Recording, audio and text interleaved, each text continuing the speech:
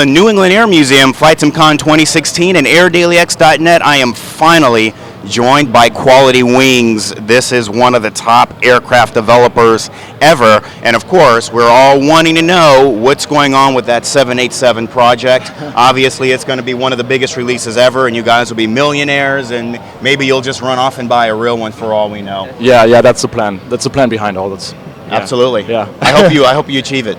So, unfortunately, I didn't get to catch Corey yesterday because I was kind of hoping to have him in, but of course, unfortunately, he had to run off. But nevertheless, Lars, give me just a little bit of an idea in terms of how QualityWings got started and how you guys all got together. All right. Yeah. First of all, thanks for having me. Thanks for your interest and your contribution that you do to the community. Thank you. It really is a big achievement that you've done with AirDailyX. So thank you so much. Kudos to that. Well, QualityWings, we released our first product, which was the 757 in 2009, and we pretty much started out in 2008, 2007, kind of formed from the freeware group Project Open Sky. I don't know if you heard about that one. I guess some of the older people probably know this. I do remember that one. Yeah, okay, yeah. Cool. And so most of the initial members of QualityWings had their roots in Project Open Sky. And just wanted to step it up a little bit, go a little bit further. We realized the capability is there. We didn't know back then that it wasn't, but yeah, so that's how we kind of started out with QualityWings. And we've chosen the 757. Corey, our president, he loves that plane, you know. There's absolutely, I'm still trying to persuade him that Airbus also builds great planes. No chance. He loves the 7.5, so yeah. You know what? Then he's a man after my own heart because I had the 757 on the way to JFK, and when I saw it pull up to the gate, I just celebrated. I love that plane. I'm sorry, but that's just me. It is an awesome plane. It is. It really is. Yeah. Now, then you guys moved over to the Ultimate 146 package. Now, with that product, as I recall, I remember seeing previews of that from another development team, and you're probably. Correct me if I'm wrong. I think it was like Flight Sim World or something, and I had been following that for a long time. And like many things, it just disappeared, and then my heart was broken. And then like suddenly, like a year later or something, QualityWings like showed off a 146, and I was like, wait a minute, this looks a little bit familiar. What happened there? What was the kind of the story behind that? That's a very long story. Basically, when this whole QualityWings thing went off, we also had something going on in parallel at Project Open Sky, where we wanted to kind of form some kind of payware division. And this QualityWings thing happened kind of in parallel. So we ended up developing it for flyaway simulations, that was the name was. And but then kind of realized this is not really, you know, why have these two companies running in parallel when you can just focus on one. And there were some personal discrepancies also involved. But that was kind of like the point where we said, okay, let's condense this a little bit and bring it over to QualityWings, so that we have build up one product line instead of doing all the work that is involved in building up a company twice. You know, you got to do all the distribution channels and all these things. If you have two companies, that just doesn't make sense. So that's why we brought it over to QualityWings. But the people behind it were really, it was the same team. It's not really that it merged. So you actually brought the whole team over, somewhat similar to Enigma. You guys are just basically swallowing up whole teams and bringing them into the into the fold. Yeah. And then, of course, speaking of Enigma, they're now QualityWings. How's that project coming along? It's a little bit on pause right now because we really want to focus our resources on the 787. I don't know if you heard about it, but it's late a little bit, the 787. So we want to make sure. Is it delayed? I hadn't noticed. Just a bit. Only by about half a century or something. Right. Yeah. Well, it's not 10 years like some other projects, but nevertheless. We're getting there. The light is at the end of the tunnel. Right, is it? Tunnel, yes. Yeah, so we kind of wanted to really focus on that one. Even though it was two different teams, there are always some things that actually have to be done by the same people. So for example, sounds.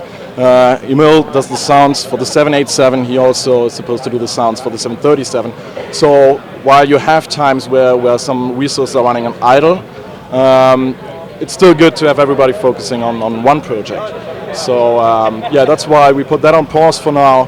And we'll have to reevaluate when the 787 is out how we proceed with that exactly. You know? I see. Now, speaking of those sounds, how do you get those sounds? Are you running around an airport with a giant boom pole and a mic in front of the engines? How does that work? That seems to be the perception. No, actually, it's interesting. I have my sources and my connections I have all over the world, and people that I know that have pretty good equipment.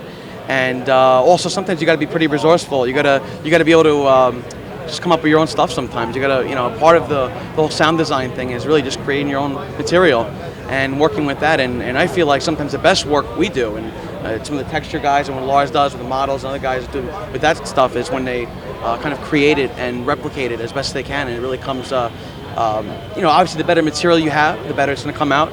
But sometimes when you have a little freedom for the creativity and the design, you can kind of take things to the next level, so to speak. So, what kind of like a sound program or something do you use to make that work? Yeah, I use a program called Goldwave, which is a pretty it's a professional wave editor, and that allows me to do everything I need to do with the editing, the mixing, and the mastering of the sounds.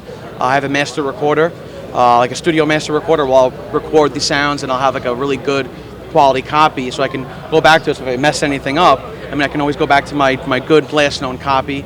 And then once I get through the whole research phase, I have my core sounds. Then I start implementing them into FS, and then you get into the phase of the programming, telling FS how you want the sounds to work. So that's always interesting, how you want them to interact. That just blows. I'm so interested. Right. I just download it and fly it. Right. But, there's always this thing of how all the work that goes into it, all the people that are involved. Everyone has their own little part of the pie, and then you all just kind of make it work. It's incredible. It really is. It really is. I gotta say, this is really fun to watch. When Yamil receives the raw material, and I listen to it sometimes, and I'm like, okay, this is probably. I'm just waiting for him to send me an email. This is not going to work, and then all of a sudden, a week, 2 weeks afterwards, he comes up with this post-processed sound, and it's crazy. It's crazy. Yeah, because the sounds on the 146 and 757 are they're incredible. Thank you. Thank you. The 900-pound gorilla sitting here in the room, the 787. You've got joysticks out here. People are actually able to touch it, to fly it, to see that it is real. We didn't get a big, status report, and you guys are actually really good at keeping the community up to date in terms of where you are in your progress. You're here now. So what is the current status update with the 787? So what you see here has pretty much most of the features in there already that we're planning to have in the initial release. So we are already in some kind of alpha testing phase since about January, but it's a slow phase. It's still we were still implementing new features, so it's always difficult for testers to actually focus on finding bugs. And so we are past that. The product itself is pretty complete as of now, and so we're probably going to start real beta testing fairly soon. And it's getting there. It just has, as you can see, I don't know if it's visible to the people on the broadcast.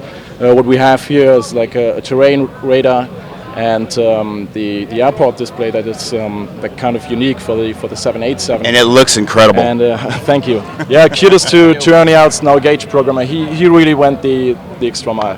So that's a lot of work involved, and so these are things that actually firsts for us. So we haven't done anything comparable before, and nothing at this level. We've really never taken really went leaps and bounds above. And we've always had the ability to do that, but I think what it was is with our entry-level product 7 years ago with the 757, we were shooting for a different market, and we had a different plan with that. And as we've grown as a group, and we've just sort of exponentially kind of moved up the ladder, so to speak, with each release. And with this, it's a 787 is a very complicated airplane. Absolutely. And for our group, we knew we could do it. But we knew it would be a challenge as far as the different systems and all the newness of it. Really, when we started the project, it wasn't even flying yet. That was the thing. It wasn't even flying yet. So that was hard, and luckily we had all the technical resources we needed at the time. But it's really been a work in progress. It's really interesting seeing everything kind of come together. And it's going to be a great product. We're really excited for it. And to think you guys started all those years ago just working on like freeware models. Because even the Hosky stuff back then was just no VC or anything, and it kind of makes me wonder.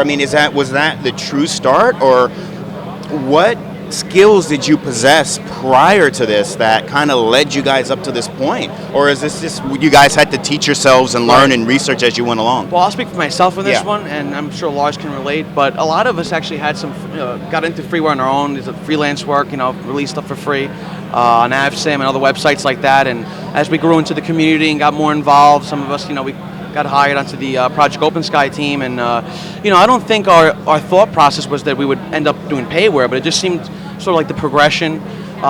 Some older members of the Project OpenSky team, they had moved on to do some commercial stuff, and we had seen how things were working out for them, and we thought, hey, you know what, this might be a decent thing to try out, to give it a shot, you know what I mean? So it just seemed, for me, it seemed like it just was a natural progression. It wasn't, really a planned out thing, and you know what I mean? So. Well, it seems to me like that was a wise decision. Yeah, I would agree with that, yeah. Let's see when this thing is released. Maybe you say otherwise then. I don't think this thing will ever get released unless she is absolutely purring like a kitten. Quality wings. Yeah, right. And actually, absolutely. we got rid of the complexity simplified tag below the logo. Yeah. So that was actually, Does this mean that this will not be complexity simplified, but complexity complex? Yes, kind of. No, we're not going for abnormal situations. The only thing that can fail in this aircraft at this point is we're simulating an engine fire. But other than that, we're not really doing the failure simulation stuff. At least not at this point. So we reserve ourselves the right to kind of maybe move it up afterwards. Absolutely. But at this point, we want to have the product functional with all the normal stuff. So we go way beyond what we had for the 757 and the 146. But we're not doing the abnormal stuff, because that's really when this plane gets fancy, Right. Because and it's actually it's a smart plane. Oh, it's It'll do very a good job smart. for you. It's smart on the inside and sexy on the outside. I mean, True. Yeah. every man's dream. How it should be. Obviously, you guys are doing a tremendous job. The 787 looks good. I can see the systems, everything are all lit up. Like, as you said, you're kind of in an alpha testing stage at this point. And it's great that you're not throwing in too much at once. Kind of get it out there, because no matter how far you guys beta test it, things are going to come back. So that gives you time to clean that up before adding additional features down the line. Yeah, exactly. Yeah. I mean, no matter how good your beta team is, you're testing with, I don't know, like 50 people, 100 people. The second that you hit the release button, you're 3,000, 5,000, 10,000 computers. I wish it was 10,000, yes. Oh, it will be more than that. But yeah, you're really releasing it to can I say shitload on the broadcast? Absolutely. Okay. Yeah, no, this is to rated shitload R. of computers and all over the place, and everybody has a different setup, and everybody's flying the plane differently. Like when we have it on display here, I see people do things with the plane that I wouldn't even think about doing. It's like, whoa, don't do that. And then I realized, oh wait, they are going to do this, and it's actually pretty good to watch them do this. How they fly the plane. Because that's something that we usually don't do, because we have our way of operating a plane. Right. And that's why it's so cool to actually see how other people do it and say, okay, this is cool. When it fails now, I know what to look for. Right, because bugs can be something that you just weren't specifically looking for, right? Because everyone's going to have their own means of how they operate the aircraft. Yeah. For example, we had one thing, Ernie Alston, our gauge programmer, he told me, like, listen, there is a problem with the elevator. Whenever I try to take off, it lifts the nose, then it suddenly stops, and then all of a sudden it lifts the nose again, and I'm just pulling and nothing happens, and it turned out that's a tail strike projection. So he was just rotating too early, but tried to figure that out without even like standing behind him and seeing what he does. Right. It's just different. So I was researching and what's going on there.